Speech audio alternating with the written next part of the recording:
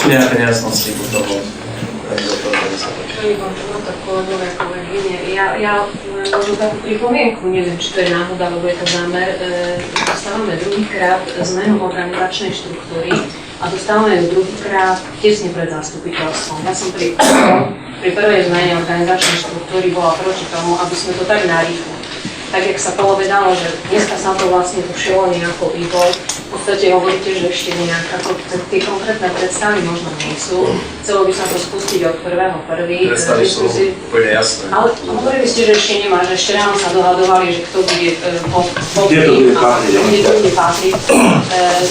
A vlastne myslím, že nie sme ešte tak tlačení časom, že ja mám návrh, aby sme to presunuli a trošku možno skonkretizovali tieto veci, ako to funguje inde.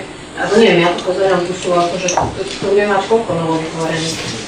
V súčasnosti, keď sa tá štátna správa zoštímuje, tak ako mi to neviem, či dobre tomu nechápem, že sa to rozširuje teraz lebo keď si teda pamätám, alebo keď si spomínate, ja som pri tej prvej, pri tom mojom prvom výstupe pri zmene organizačnej štruktúry už vtedy hovorila, že zdravotníctvo a sociálne veci bude problém, pretože agenda bude ľudne. Vtedy sme to tak nejak akože všetko zosumarizovali pod jedno oddelenie. Tak ako, to sa mi zdá také narýchlo, ako ja dávam návrh, aby sme to presunuli na ďalšie výstupy.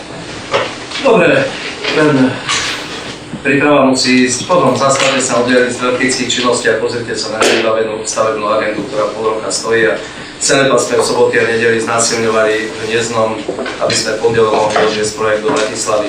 Nerobí už teraz problém počkať na ľudí, pripravovať sa musíme. Dobre, presunieme toto schválenie.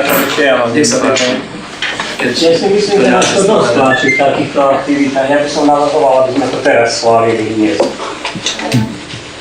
Nechcem to znásilňovať. To nie je znásilňovanie. Myslím si, že vieme, o čom rozprávame. Čo sú Pán Kaleta, len minulý týždeň podáva na krajský úrad žiadosť o presun kompetencií na spoločný úrad. Na krajský stavebný úrad. Takže tieto veci podarili. Ktoré nám treba.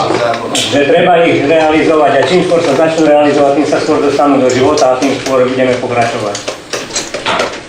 Dobre. Ja si myslím, že mám ten princíp, že nemôžeme takéto veci dostávať pred zastupiteľstvom. Napríklad ja som si to nestihol prečítať počas zastupiteľstva. Teraz vysvetľujú dostatočne, pán Zamkovský. Pani poslankyňa, no je mi ľúto. Dobre, vy máte návrh, aby sme to stiahli z dnešného programu a predložili na ďalšie zastupiteľstvo. Dávam hlasovať o vašom programe, teda návrhu. To je za návrh pani poslankyne Priputníkovej. 1, 2, Priputníková. 3. Úrady Petrivák. Dobre, spočítame. Kto je proti?